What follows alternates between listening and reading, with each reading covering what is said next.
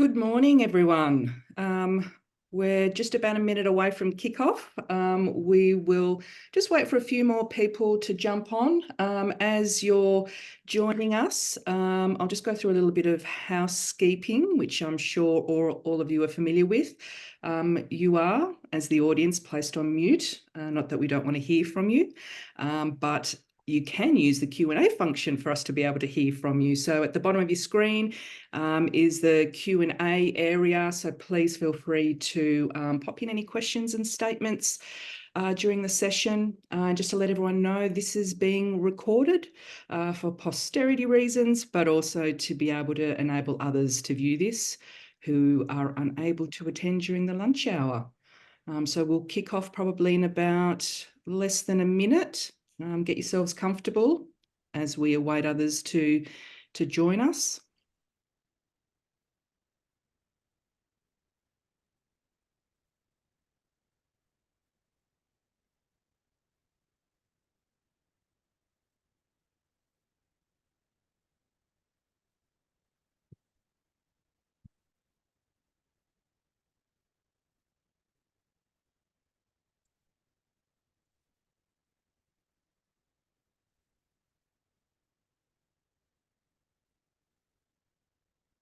Okay, I can see that we've still got a few people joining us, so we won't be too far along. We'll just wait for a few more to jump on, and then we can kick off with today's session.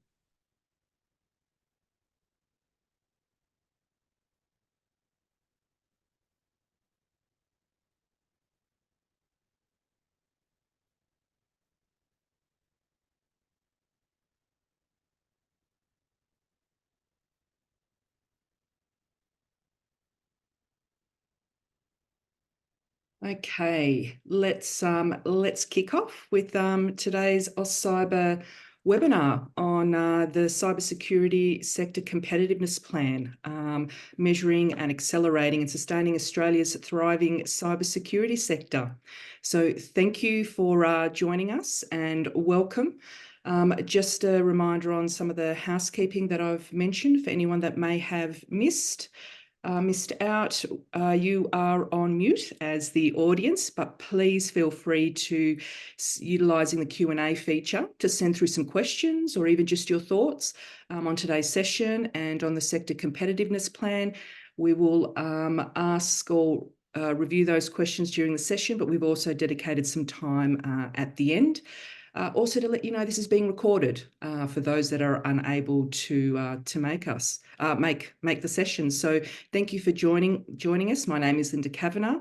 I'm the CEO of CyGenis and the co-author of AustCyber's Cybersecurity Sector Competitiveness Plan for 2023. First of all, I'd like to start by acknowledging the traditional custodians of country throughout Australia and their connections to land, sea and community. We pay our respects to their elders, past and present, and extend that respect to all Aboriginal and Torres Strait Islander people joining us today. If you weren't aware, but I'm sure that you are, last week AustCyber released the 6th edition of the Cybersecurity Sector Competitiveness Plan. Now, that's a little bit of a mouthful for me, so from here on in, I will call it the SCP. The SCP continues to be Australia's flagship, AustCyber's flagship publication, designed to help shape, inform and grow Australia's vibrant and globally competitive cybersecurity sector. The 2023 edition has been developed with 3 key factors in mind: the release of the 2023-2030 Australian Cybersecurity Strategy, a cybersecurity sector that can no longer be called emerging, more so it is a maturing industry, and with that, the maturity of the data that has become available. And I'll talk a little bit more about the data shortly. But in the meantime, I'm hoping that in the chat function there, we will have our team drop the link to the sector competitiveness plan. It is available at AustCyber.com. So please feel free to refer to that as we're going through today's session. But also we have a little fact sheet as well, which you can utilise or download. Oh, I don't think you can actually see that, can you? Oh, there we go. That's better. a little fact sheet that has all of the highlights contained in there. But some of those key insights in regards to the cybersecurity sector, it has contributed $6.9 billion to Australia's GDP, and an increase of 60% to the gross value add, which brings it to $3.99 billion. The sector is made up of 315 companies, and of note, 72% of those are considered micro or small, and 50% are exporting globally. Our workforce encompasses 125,791 people that are employed in the industry, and 41% of those are in dedicated roles and 59% are in related roles. And I'll talk a little bit more about that shortly. And 17% of our industry are women occupying cybersecurity roles. But even with those positive statistics of growth, there is still more work that the industry needs to do. And some of the highlights within the SCP that we've called out is the need to remove the growth hurdles for cybersecurity startup companies. We need to look at prioritising domestic procurement of cybersecurity solutions and services. We also need to look at attracting investment and innovation into the industry. And finally, look at promoting public and private partnerships for increasing the cyber talent. A lot of those are not new to us, and those of you who are familiar with the sector competitiveness plan will see that some of these challenges continue on, which is why we have this panel, because we actually want to talk about what are some actions that we can take as an industry together. As I mentioned, one of the highlights in this year's SCP is the maturity of the metrics that we've been able to provide. And we can now understand the makeup of our ecosystem better, particularly on the workforce side of things. We've been able to break down the workforce so as to provide a greater level of detail on what does a shortage look like, or what actually are the skill gaps that we have. And so this year we've actually introduced dedicated, related and core roles as part of our workforce metrics. And they're included in the SCP, the breakdown of them are included in the SCP and the methodology and how we came across that methodology. But just for information, we define a dedicated role as a role that has a dedicated focus to cybersecurity, and they make up 41%. Of the roles. We also have related roles, and these are roles that are requiring skills related to the cybersecurity industry, which equates to about 59% of our current workforce. And within the dedicated roles, we actually do have a subset. So there's a dedicated focus on cybersecurity, but we've also been able to drill down to core roles. And as I said, they're derived from the dedicated roles. However, these are purely technical cybersecurity expertise only. So out of the dedicated roles of what I had mentioned was 41%, 19% of those dedicated roles are purely technical cybersecurity roles. Now, we'll be exploring more of these key findings as we go through today's session. And we're fortunate enough to have the CEO of AustCyber and several industry experts with us today to discuss the data that's been presented in the 2023 SCP, what it means to them, but how we as a nation can work together to support the growth of our industry. So enough from me. Let's kick things off. I am super pleased to be able to introduce Chris Kirk, the CEO of AustCyber, to say a few words. Chris is passionate about helping startups tackle the world's most pressing challenges. And as part of Stone & Chalk's founding team, he was appointed CEO of the group in 2023 and has the envious job of supporting the growth of the cybersecurity industry through the work of AustCyber, which has merged with Stone & Chalk, or has been merged with Stone & Chalk since 2019. Welcome, Chris. Over to you. Fantastic. Thanks, Linda. And clearly lots to unpack today in today's conversation. At AustCyber, as Linda mentioned, our mission is really to drive a vibrant and globally competitive cybersecurity industry in Australia. And we do this in three ways. We grow and connect Australia's cybersecurity ecosystem. We promote our export capability, and we help Australia be a real leader in cyber education. As Linda said, This is actually the 6th report, the sector competitiveness report that AustCyber has released. And I think for many of you on the call today, you've probably been following this journey and the maturity of the cyber industry for a number of years. If you cast your mind back to 2017, when AustCyber first released this report, the industry actually looked really different. There was around 20,000 roles that we identified at the time. There was about 4 billion a year in cyber procurement in Australia, probably only a handful of real Australian cybersecurity success stories. And the industry was very much an emerging industry. And it's been great to see, and really brought out in the report and some of the statistics that Linda rattled off just before, a real growth in the industry, and we're going to unpack some of that today. Yet despite this growth, and I think the increasing recognition across society, and it feels like you can't go a week now without, last week it was MediSecure, but without cyber being brought to the forefront of more and more Australians' minds.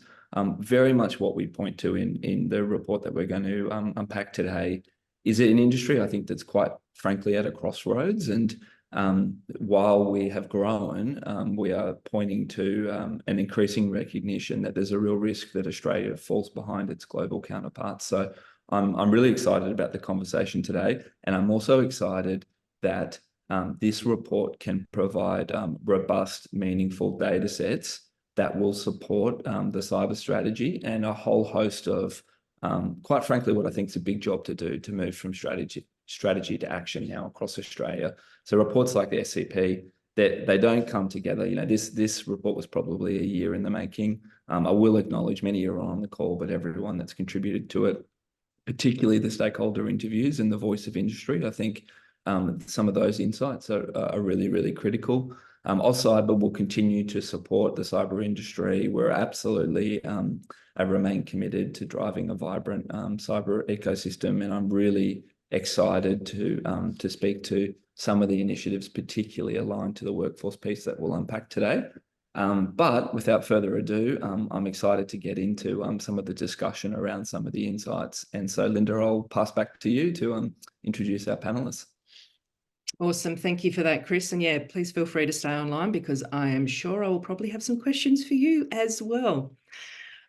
Yes, so without further ado, we have 3 fabulous guests who have been in the industry for a significant period of time, have seen the ups and the downs, and it's my absolute pleasure to introduce them to you to provide their thoughts and insights on what the SCP has uncovered.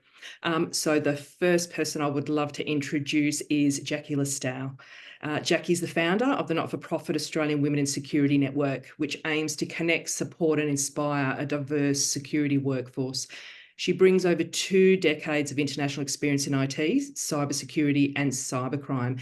And this includes working on various high-profile projects for the European Commission, the UK government, energy, media, telecommunications, medical and financial sectors across Europe and Australia. She participates in several advisory committees, including the Home Affairs Executive Cybersecurity Council and the Small Business and Workforce Working Groups. Jackie is also a member on the ISC2 Global DEI Advisory Committee and the Advisory Committee for the Future Skills Organisation. We are so pleased to have you, Jackie. Thank you. Thank you for having me, Linda. Our absolute pleasure. Our next guest is Kirsten McIntosh. Kirsten is VP of Customer Success and Partnerships at CipherStash, a data security software company that protects data, not just systems, with unique encryption technology. She's also the co-founder of Something Real, a community and angel investment syndicate for Australia and New Zealand cybersecurity startups. As the former COO of CyRise, Australia's only cybersecurity venture accelerator, Kirsten's worked with some of the most technically adept and ambitious minds of our cybersecurity community. Kirsten is also part of the B-Sides Melbourne Committee, as well as the co-chair of the Startup Network, which was formerly Startup Victoria, Australia's largest grassroots community of founders, and a mentor with the Australian Women in Security Network. Welcome, Kirsten.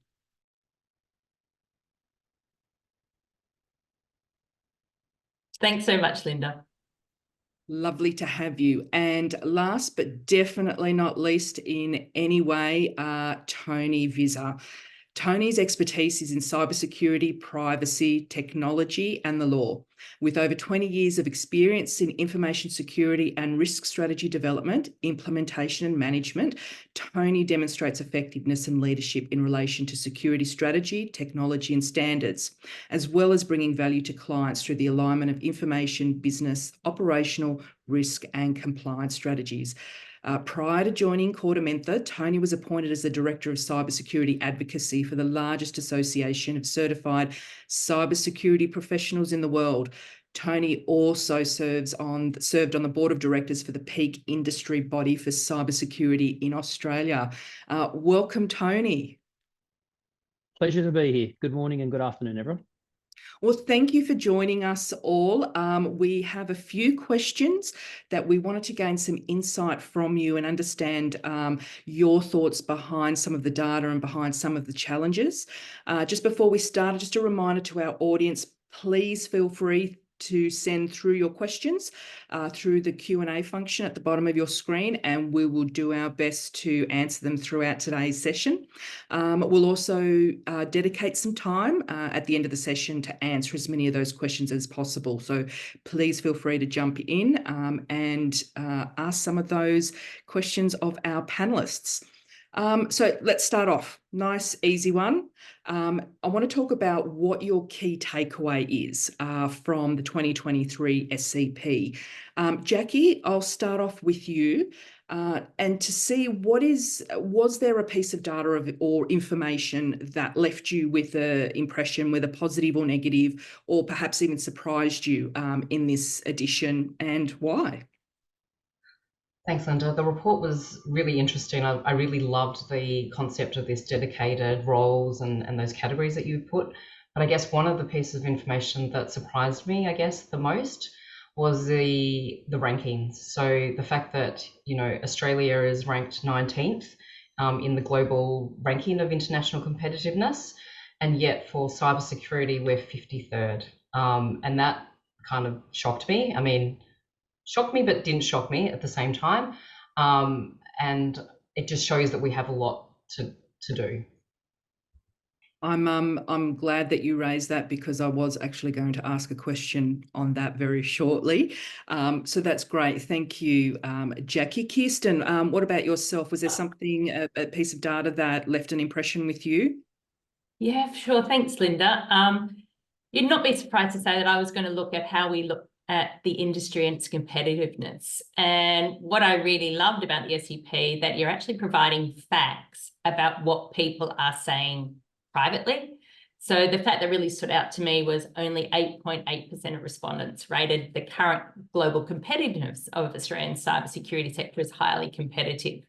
And I'm like, we know from the cybersecurity startup side of the world that it's a tough gig. And so I love that we have some stats around that and it can start a conversation. That to me was really powerful.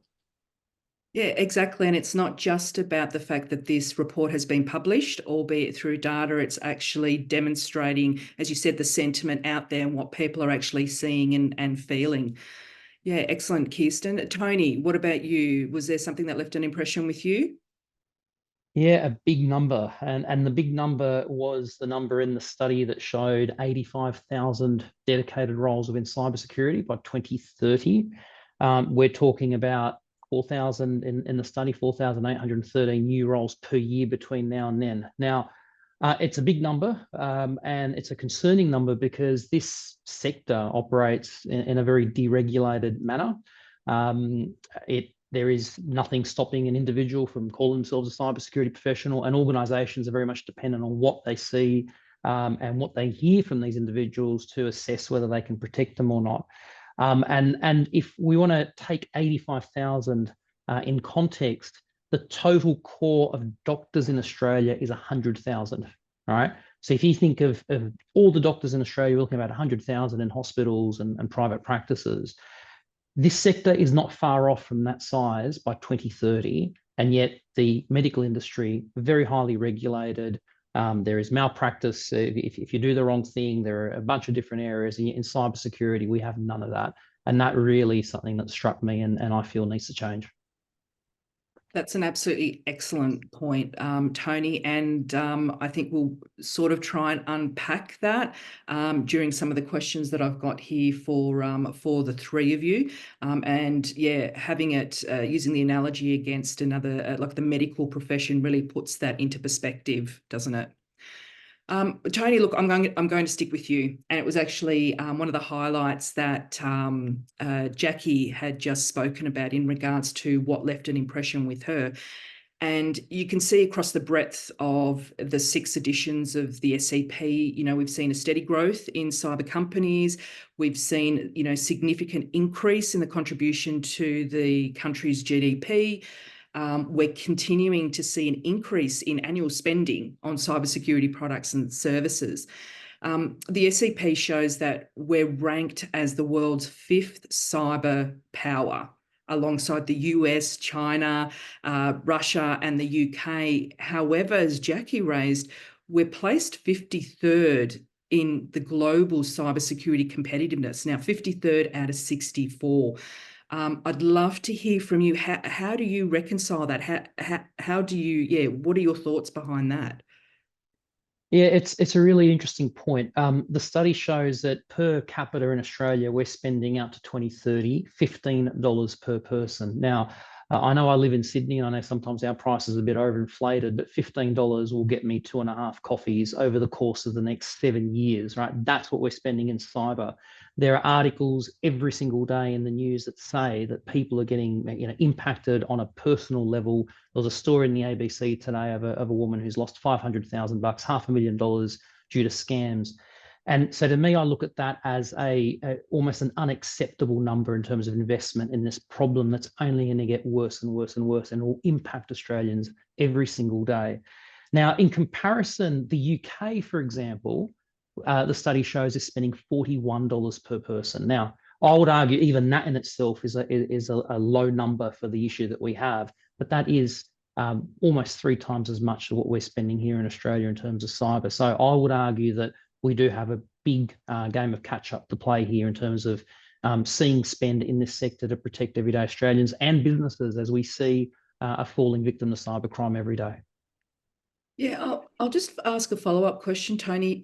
Do you think, does the Australian cybersecurity strategy come to assisting? Do you think would come some way to supporting that competitiveness globally?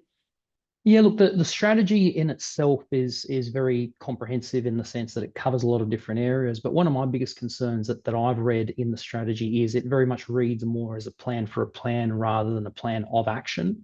And I think that what we're seeing on the ground, and I think a lot of this is captured within the SCP, is that there's a lot of good intent. There's a lot of focus on, you know, we want to do these things. But we're still waiting for that funding and some of those actions to come through. And I would argue that as pressing as the matter is, what we're seeing, particularly in the world of AI, is only going to speed this up. And we've got to really get on top of this sooner rather than later. Otherwise, the damage is going to magnify over time. Yeah, exactly right. Exactly right.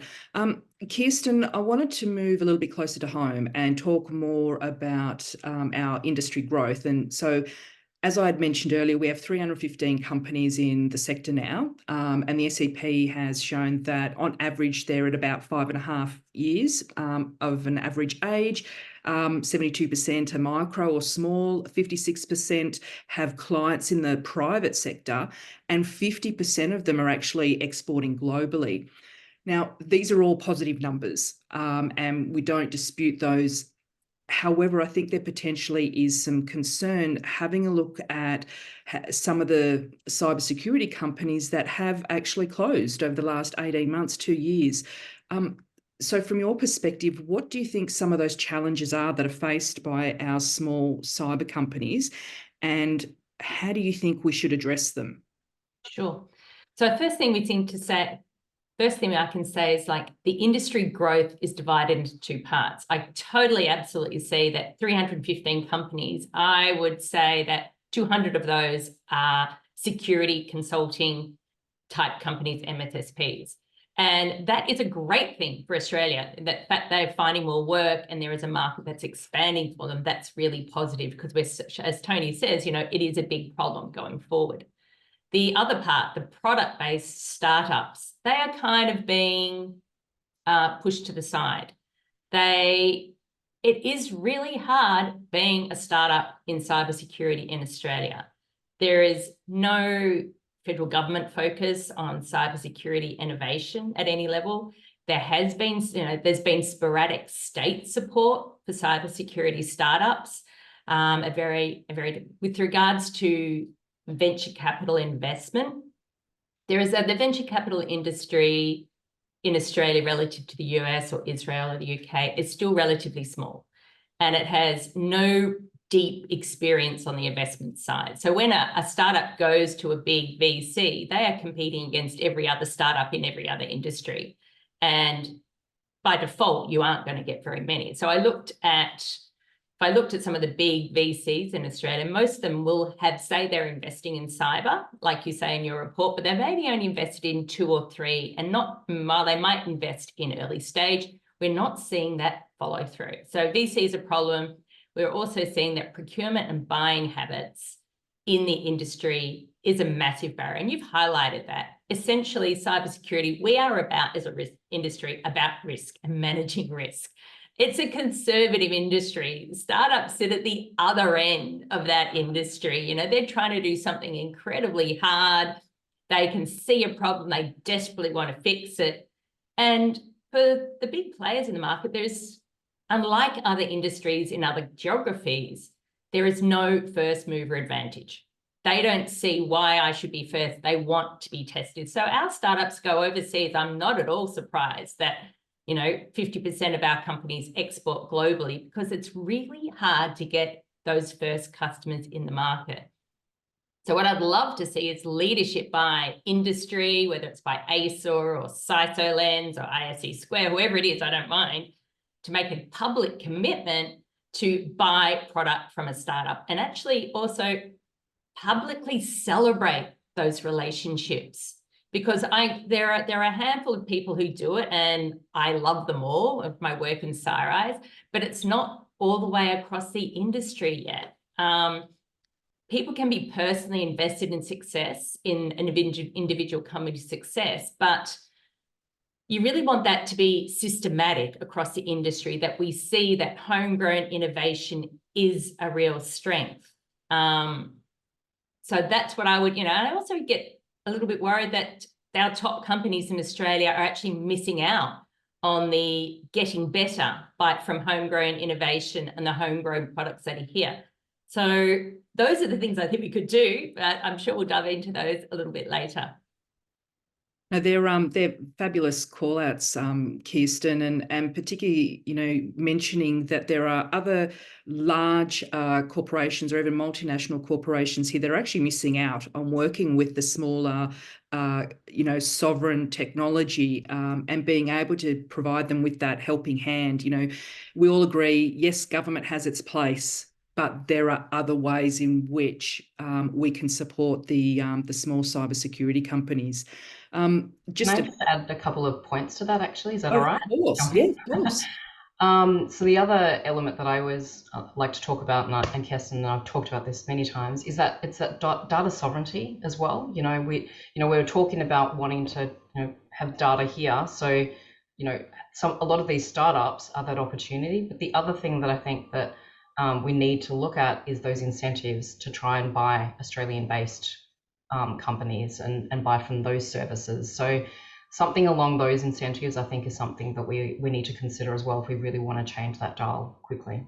Yeah, for sure. I mean, becoming a first customer of a startup or one of their first logo reference customers can actually change the trajectory of that company. That's how Casada went forward and is now a huge global success. That's how Secure Code Warrior did exactly the same thing. They got some really big logo reference customers, and they were through personal relationships. It's really kind of annoying that it's just about who you know rather than that whether you've got a great product.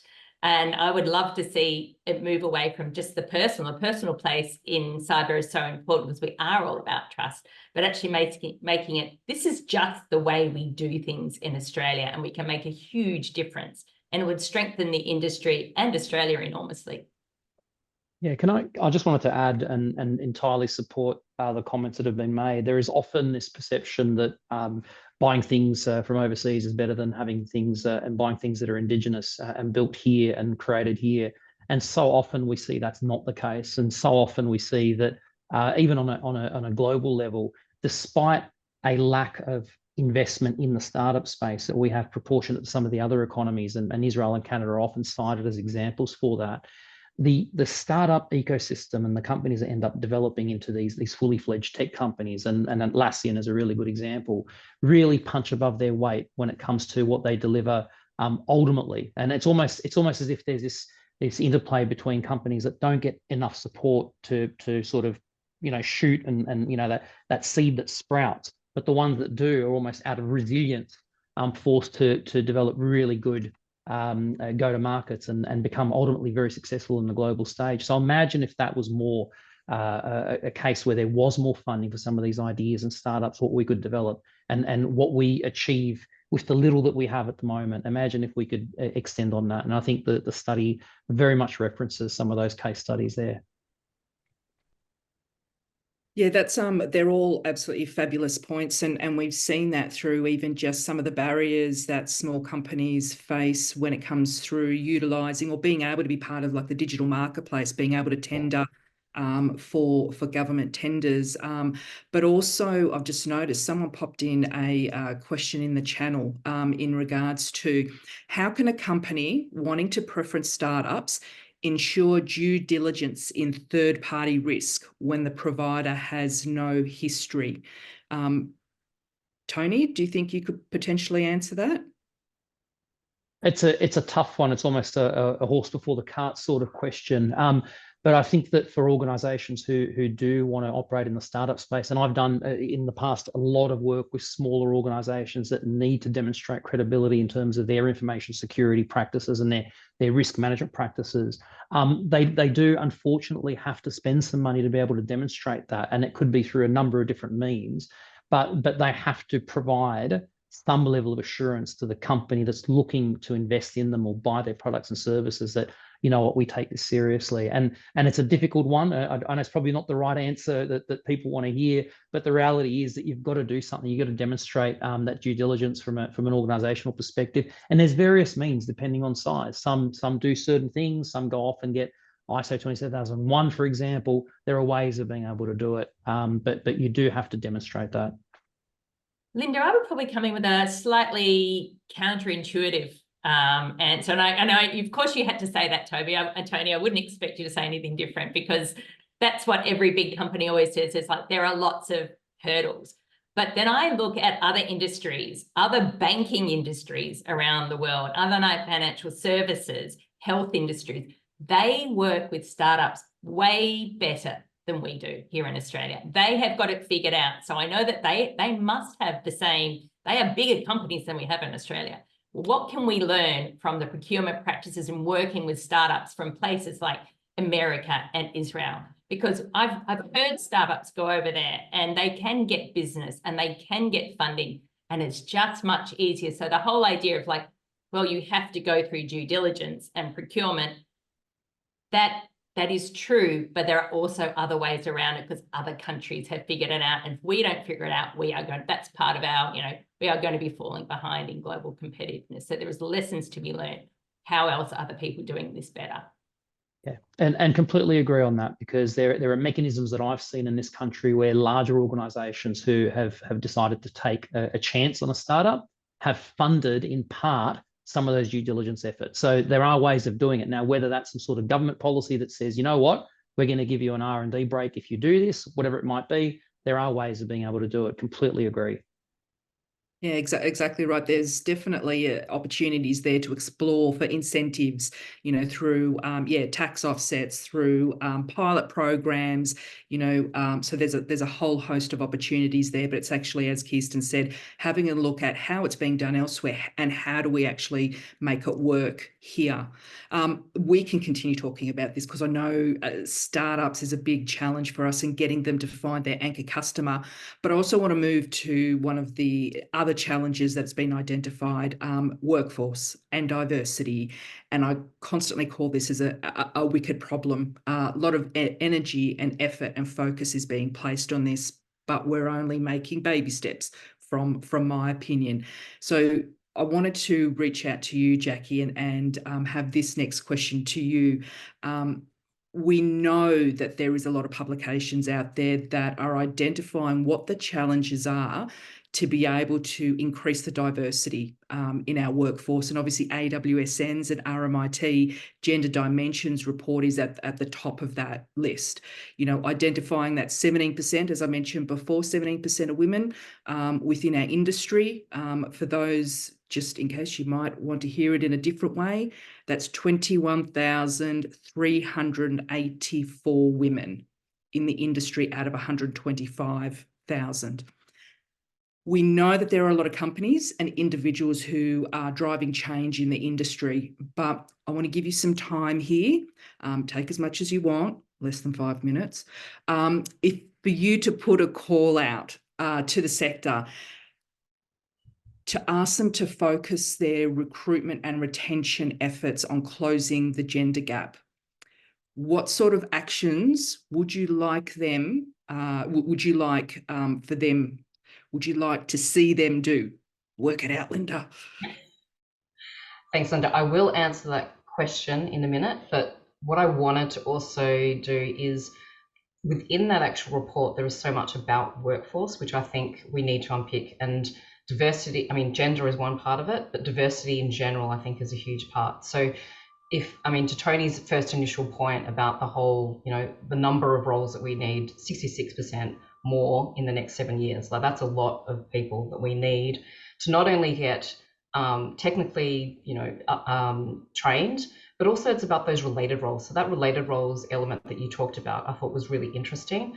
And if you look back in terms of the people that are becoming victims of cybercrime, which you put in the report as well, it's those 18-year-olds to 24-year-olds, the ones that are using the technology the most.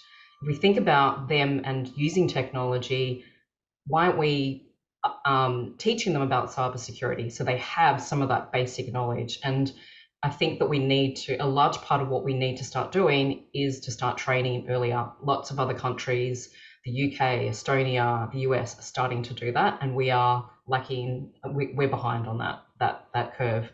So I think the first thing in terms of the increasing the workforce is that understanding, awareness and education early on for everybody.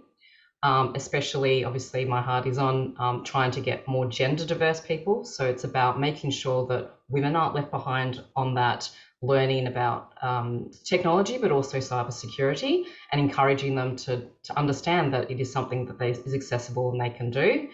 And it's about that whole, how do we then go, okay, they're interested in it, they have some knowledge in it, whatever they do in their career, they'll always have that cybersecurity knowledge, so that related role, related knowledge.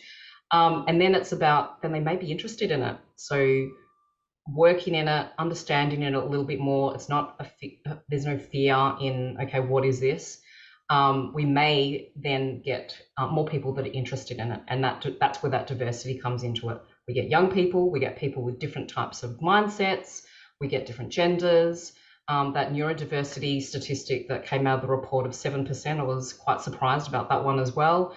I think that actually that's probably higher. Maybe it's about not many people are actually self-declaring themselves neurodivergent, but to increase more people with different minds, that needs to increase.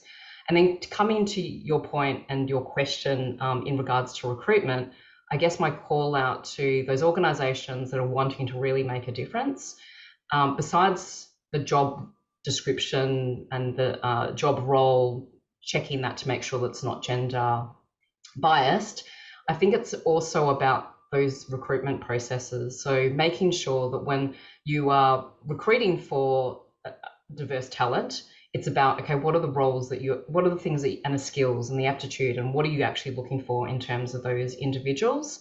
And making sure that you interview differently for different people. When you're having a conversation with somebody, you will be adapting the way that you actually talk to somebody. People need to start thinking about that when it comes to an interview as well. Making sure that maybe the interview panel includes different types of people in there as well.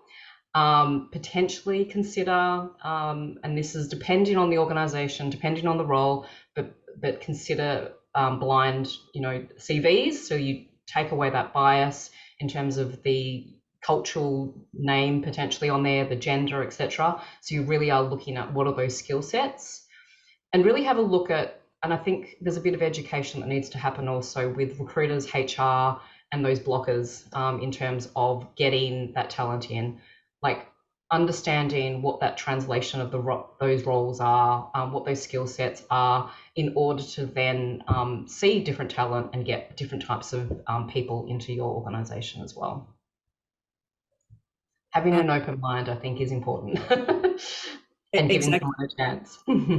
Yeah, exactly. And I was actually going to mention that for anyone who hasn't had a look at the RMIT and AWSN Gender Dimensions report, I strongly encourage you to do so. It was, for me, it was an eye-opener in the sense of, like, I know what, my personal thoughts are in regards to stepping into the cybersecurity industry or seeing other women step into the cybersecurity industry, but actually understanding what those blockers are. And you probably don't even realize that you're contributing to it because it's just part and parcel. So yeah, I'd be adding a call out. Please read that and see whether there's a way in which you can make some, changes to have big impact in your company for recruitment and retention.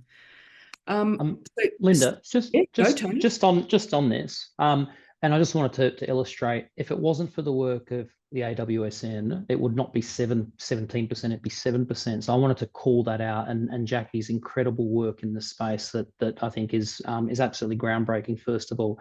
But second of all, to some of the comments that have been received in the discussion that I can see here, this discussion around women and diversity in cyber, if it happens at a university level or at a workplace level, it is too late, right? This needs to happen in primary school. It needs to happen at an age where we instill within young girls and young boys the idea that what we are doing is helping people. What we are doing is preventing harm, stopping criminals.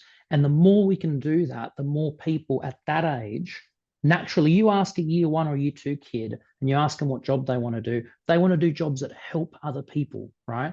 And the less we can talk about cyber and hoodies and that outdated view of the world that is all about tech and coding, and the more we can iterate the fact that this is about helping people, the more we get people at that age involved in this space, right? And I do a lot of work within schools, and the moment you change a narrative, young girls particularly become interested in this as a potential career, right? We have to have these conversations much younger and instill the right sort of culture and values in that space.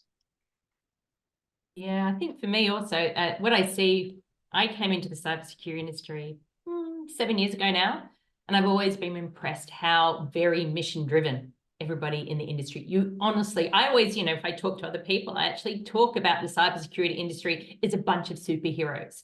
Everybody really wants to use their skills for good, and which is great. But sometimes one of our dangers that we end up, instead of looking outward, we look inward and spend a lot of time talking to ourselves.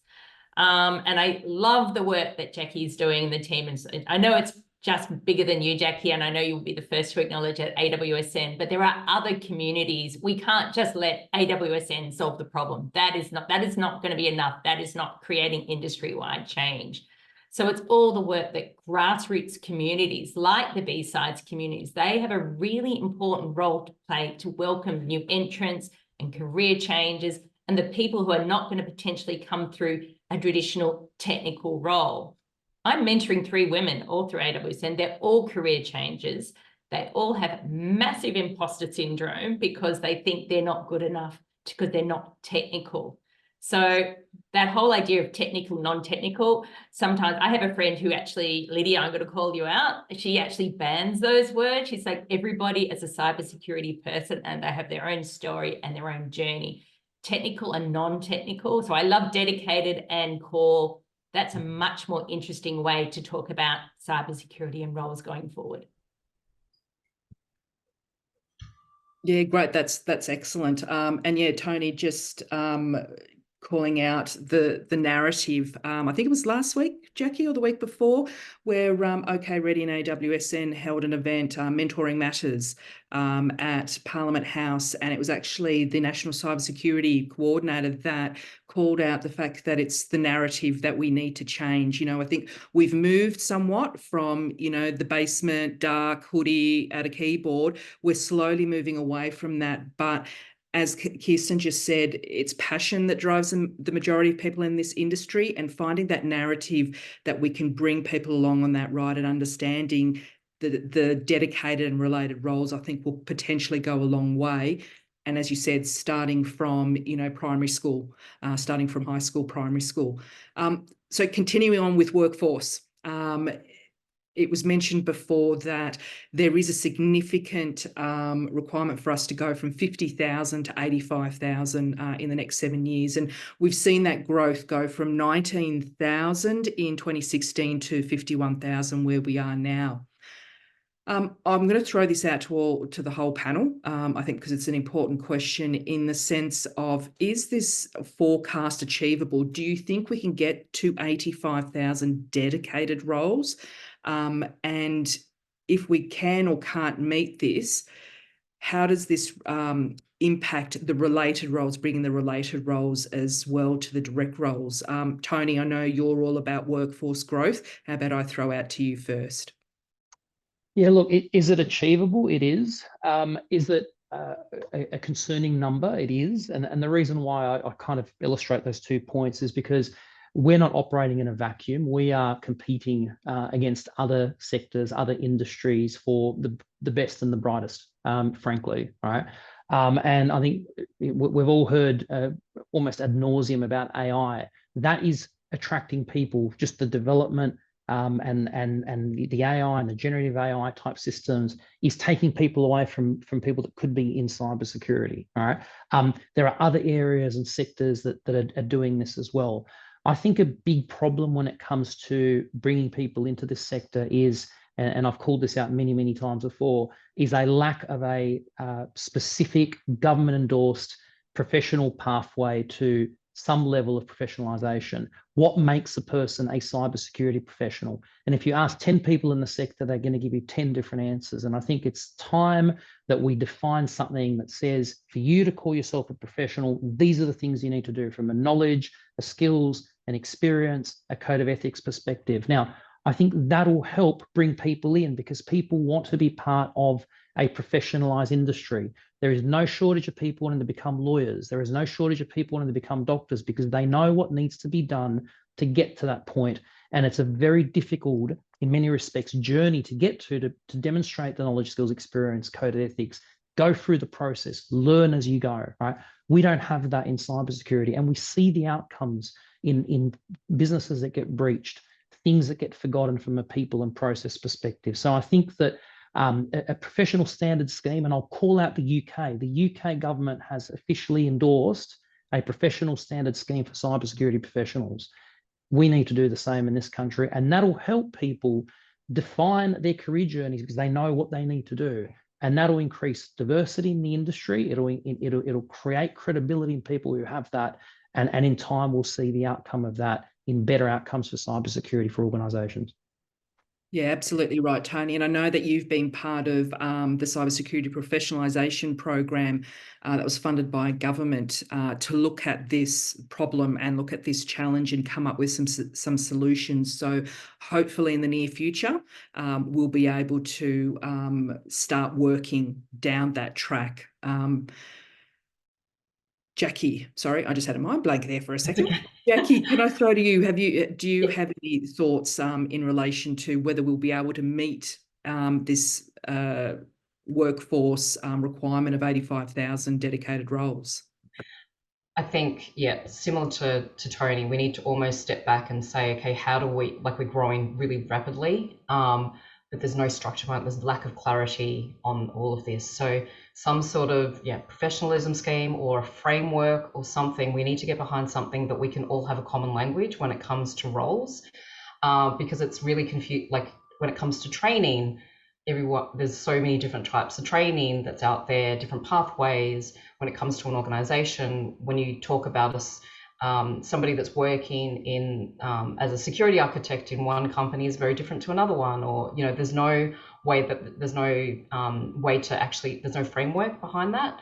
So something that can help, especially for those entry-level people or people that want to go from one particular role into another one, to have some of those pathways. They can't be completely, obviously, defined, but something as a sort of structure to help understand what are some of those key, skills that you need in order to get into these particular roles. And there's frameworks that are out there already that have been used from other countries, in the US and the UK. And again, I think a lot of the theme of what we've been talking about today is about we're not the first industry to try and do something like this. We're not the first country to be doing what we're trying to achieve. So we really should be looking towards other countries and what they're doing, other industries, what they're doing, because we don't have time to reinvent the wheel. We can learn some lessons on how they have actually implemented a lot of this and implement that here in Australia and speed things on a lot better. So. Absolutely right, Jackie. That's absolutely right.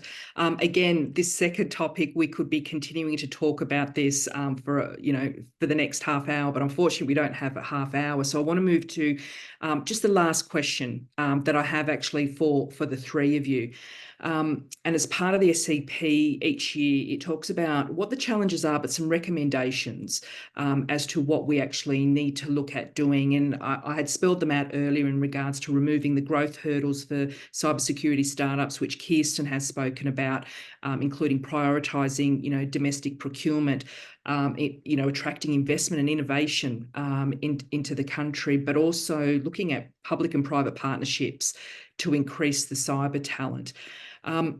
So to the three of you, going back to sort of like the first one where you were talking about what was the first surprising bit of information that you found from the SCP, I want you to actually have a think about what is one of the key challenges that has been spoken about or not even spoken about in the SCP, and how do you think we should be addressing this? Kirsten, how about I start off with you? So I was looking at of course, I did look at all the recommendations you said of how do we increase innovation and startup support. So big tick to finding anchor customers. So I would probably change that a little bit. There are plenty of anchor customers out there. What we need to do is the heads of the CISOs, they need to start saying yes.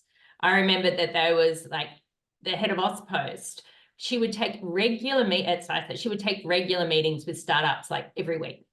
There had to be a change in attitude about working with a startup, making it a priority. And this is hard because I see a lot of people, industry advisors, were really keen to work with startups, but then it will get lost in the busyness. They were strategically and personally interested, but there's too much to do. So how you carve out the time in your team and the time and making it a priority.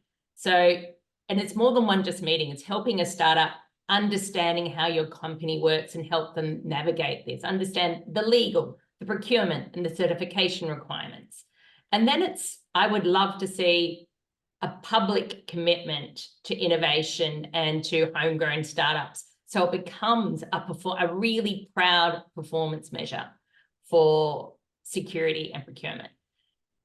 So that's just the individual and the private sector. With regards to incentives to procure startup technology, a couple of years ago at ACES CyberCon, I chaired an amazing panel with Ben Dole of Thales, Len Kleinman, Susie Jones of Cinch Security, and Ian Yip of Vertro. And we were talking about how do we help it? And we all came up with the idea of one of the ideas that we came up with, funding to run paid pilots. And I think you referenced this earlier, Linda.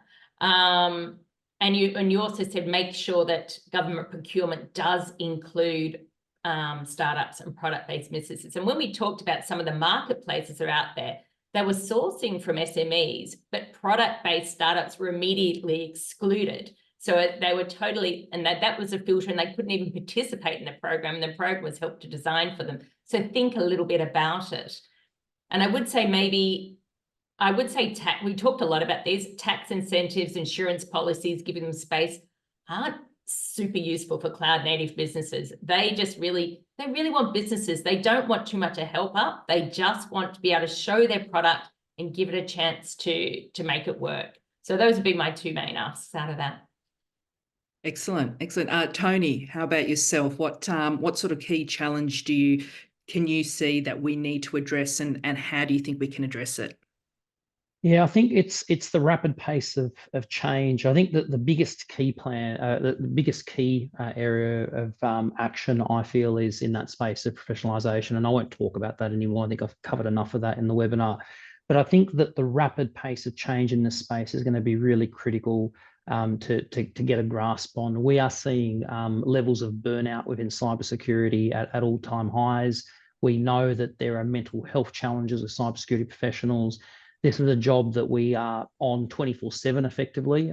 We can't get away from it. I've put my phone down for half an hour and the world's changed, in this space.